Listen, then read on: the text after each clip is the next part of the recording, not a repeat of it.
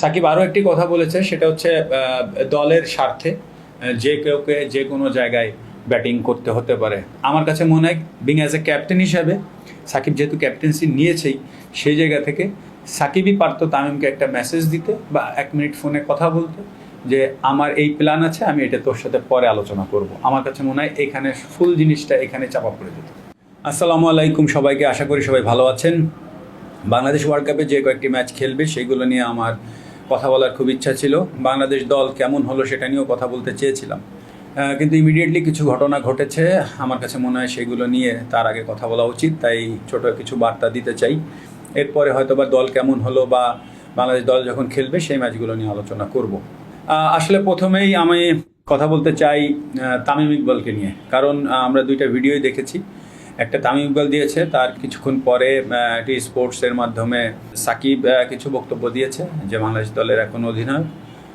তো আমার কাছে মনে হয় তামিমকে নিয়ে কিছু কথা আমার পার্সোনালি আমার কাছে মনে হয়েছে সেগুলো বলা উচিত। প্রথমত হচ্ছে তামিমের ক্যাপ্টেন্সি। ওয়ার্ল্ড কাপে না যাওয়ার বিষয়টা পরে আসছি, বাট প্রথমে ক্যাপ্টেন্সি আমার কাছে কোনো অ্যাঙ্গেল থেকেই মনে হয়নি যে তামিমের ক্যাপ্টেন্সি ছাড়া উচিত হয়েছে। এখন তামিম একটা ইস্যুস ছিল, সেটা হচ্ছে ইনজুরি। এখন ইনজুরিটা থাকলে আসলে কিছু করার নাই, এবং ক্লিয়ারলি তার ইনজুরি ছিল। বাট একটা জিনিস হচ্ছে কি, বোর্ড কমফোর্টেবল জোনে ছিল তামিমকে নিয়ে প্রথম থেকেই, কিন্তু বোর্ড মিডিয়ায় এবং তামিমকে সবার সাথে একটা জিনিস ক্লিয়ার কমিউনিকেশন করেছে ক্রিকেট বোর্ড থেকে যে তামিমকে আমরা ক্যাপ্টেন হিসেবেই দেখছি।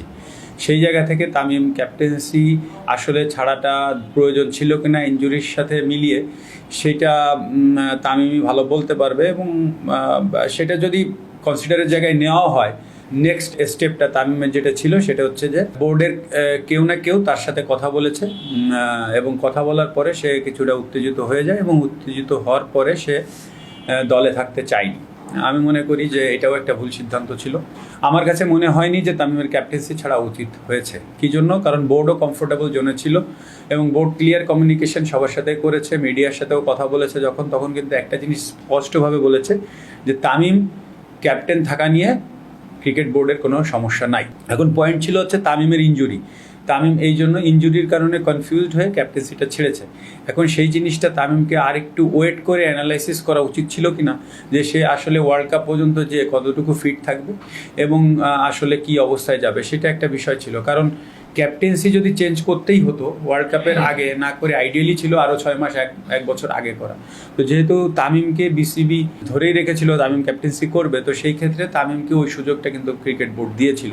সো আমি মনে করি তামিম ওই সুযোগটা নিতে পারতো। বাট এগেন আমার কাছে মনে হয় তামিমের ইনজুরি ইস্যুজের কারণে তামিম চেয়েছে যে ক্যাপ্টেন্সি না করতে। সেটা যদি হয়ও সেটা ভালো কথা, বাট আমি মনে করি নেক্সট স্টেপ তামিমের যেটা, সেটা হচ্ছে তামিমের সাথে বিসিবির জারি কথা হোক না কেন, সেই কথোপকথনের পরে তামিম উত্তেজিত হয়ে আমি দলে থাকতে চাই না এই কথাটা যখন তামিম বলেছে, তখন সেই জিনিসটাও আমার কাছে মনে হয়েছে যে সেই জিনিসটা আরেকটু স্লো যাওয়া উচিত ছিল। কী জন্য? রাগ ক্ষোভের উপরে মানুষ যে সিদ্ধান্তই নেয় না কেন, সেটা কখনো সঠিক সিদ্ধান্ত হয় না। এটা কিন্তু আমরা সবসময় দেখে এসেছি, এবং ব্যক্তিগত জীবনেও কিন্তু এই জিনিসগুলো ভালো একটা কাজে লাগে না। তাই আমি মনে করি যে তামিমের সিদ্ধান্ত আরেকটু ভেবেচিন্তে নিলে হয়তো বা জিনিসটা ভালো হতো। আচ্ছা, আরেকটি গুরুত্বপূর্ণ বিষয় সেটা হচ্ছে তামিম ইকবাল মেনশন করেছে তার বক্তব্যে, সেটা হচ্ছে যে ক্রিকেট বোর্ড থেকে যিনি কথা বলেছে তামিমের সাথে, তিনি হয়তোবা বলেছেন যে তুমি প্রথম ম্যাচটা একাদশে থেকো না, বা থাকলেও নিচে ব্যাটিং করো। আমার কাছে মনে হয় এখানে বেশ কিছু কথা বলার আছে।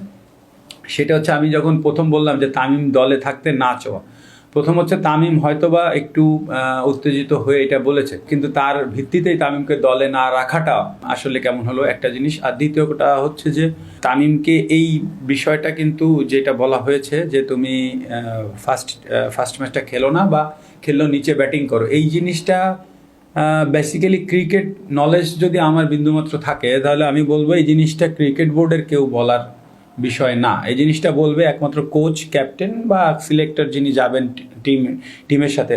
মূল কথা হচ্ছে টিম ম্যানেজমেন্ট বলবে।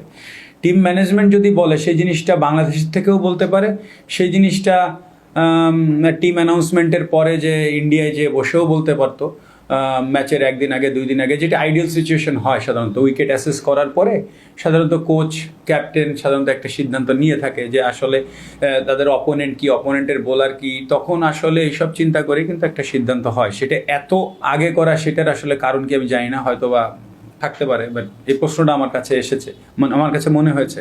আরেকটা বিষয় হচ্ছে তামিমকে কেন আমার কাছে মনে হয়েছে এই কথা এখন বলা উচিত হয়নি, সেটাও আমি বলি। সেটা হচ্ছে তামিম কিন্তু ভেবে চিন্তা করেই, পৃথিবীর যে কোনো খেলোয়াড় যখন রিটায়ারমেন্টে যায় তার ইমোশনসে কিন্তু ধাক্কা লাগে, খুব স্বাভাবিক। কারণ এই খেলাটা প্রত্যেকটা খেলোয়াড় এত বেশি পছন্দ করে যে এই খেলাটা যখন ছেড়ে যায় তখন কিন্তু তার খুব স্বাভাবিকভাবে মন মানসিকতা ভালো থাকে না। তো আমরা দেখেছি তারই বহিঃপ্রকাশ, তামিম যখন রিটায়ারমেন্টে যায় চিটংয়ে প্রথম ওয়ানডের পরে আফগানিস্তানের সাথে, তো তামিম কিন্তু কথা ঠিক মতো বলতেই পারেনি, কান্নাকাটি করেছে, এবং তারপরে তামিম কিন্তু রিটায়ারমেন্টে গিয়েছে।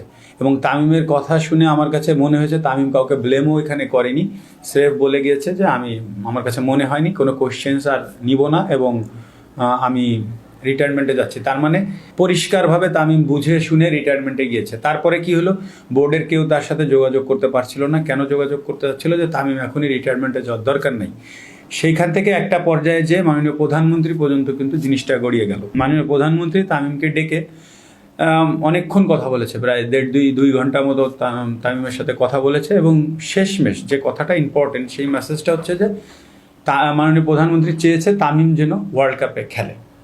তো তামিমকে যে আদেশটা করেছিল মাননীয় প্রধানমন্ত্রী, তামিমও তার বহিঃপ্রকাশটা ছিল, তারপরে এসে মিডিয়ায় প্রেস কনফারেন্সে সে কিন্তু বলেছে যে মাননীয় প্রধানমন্ত্রী আমাকে বলেছেন খেলতে, অবশ্যই, এরপরে আর কোনো কথা নেই, আমি অবশ্যই খেলবো।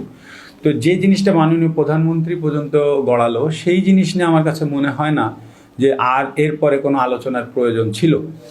যদি টিমের কোনো সিদ্ধান্ত হয়ে থাকে, সেটা আমি আগেও বলেছি যে কোচ, ক্যাপ্টেন, টিম ম্যানেজমেন্ট তারা ইন্ডিয়ায় যে সিদ্ধান্ত নিত, যেটা করা সেটা করতো। এখন প্রশ্ন আসতে পারে যে ওইখানে যে যদি তামিমকে অফার দেওয়া হতো, তামিম যদি সিনক্রেট করতো, পৃথিবীর সব দেশের সব প্রফেশনাল টিমে এই জিনিসগুলো হয়। টেকটিক্যালি সিদ্ধান্ত যে কোনো কিছু হতে পারে, সেটা ম্যানেজ করার দায়িত্ব কোচ, ক্যাপ্টেন এবং পার্টিকুলার সেই খেলোয়াড়কে।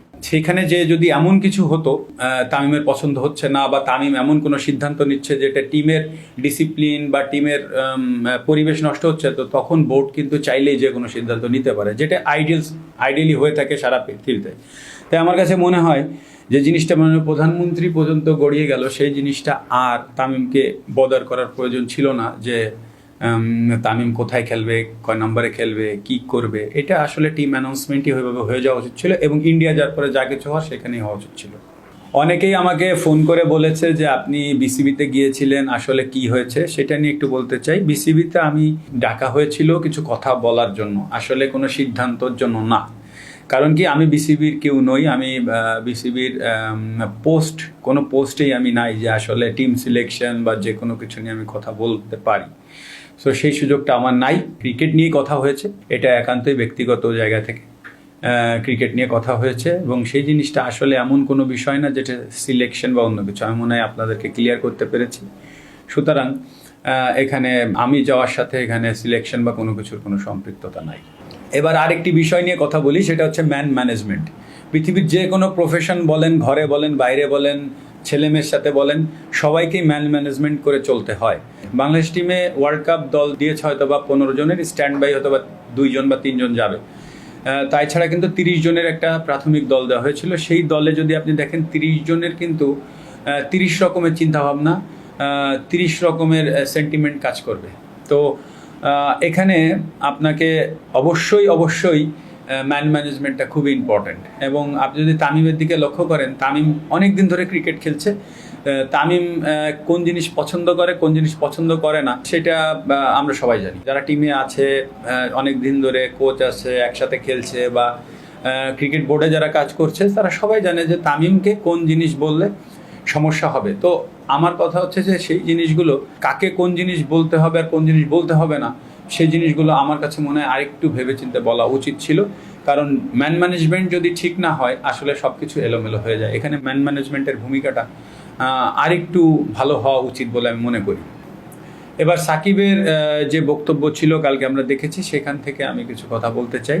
আমার কাছে মনে হয় সাকিব অনেকগুলো কথা বলেছে যেগুলোর যথেষ্ট যুক্তি আছে, এবং আরও কিছু কথা আছে যেগুলো আমার কাছে মনে হয়েছে সেগুলো আমি চেষ্টা করব বলার। সাকিব একটা জিনিস ক্লিয়ারলি বলেছে, সেটা হচ্ছে যে সাকিব ক্যাপ্টেন্সি করতে চায় না, এবং আমি পুরোপুরি সাকিবের সাথে এখানে একমত। কারণ সাকিবের আসলে ক্যাপ্টেন্সি করে গেইন করার আর কোনো কিছু নাই, এটা সাকিব ক্লিয়ারলি বলেছে। সাকিব স্রেফ খেলাটাকে এনজয় করতে চায়, টিমের সাথে থাকতে চায় এবং ভালো খেলতে চায় এবং দেশের জন্য কিছু করতে চায়। এটা একদম ক্লিয়ার মেসেজ। কিন্তু কিন্তু দেখেন তারপরেও সাকিবকে যখন তামিম মানে ক্যাপ্টেন্সি ছেড়ে দিল, তারপরে কিন্তু সাকিবকে অলমোস্ট পুশ করা হয়েছে এবং সাকিব কিন্তু দেশের কথা চিন্তা করে, বাংলাদেশ ক্রিকেটের কথা চিন্তা করে ক্যাপ্টেন্সিটা নিয়েছে। এটা আমি মনে করি সাকিবকে সাধুবাদ জানানো উচিত। আচ্ছা, আরেকটি গুরুত্বপূর্ণ বিষয় যে বেছে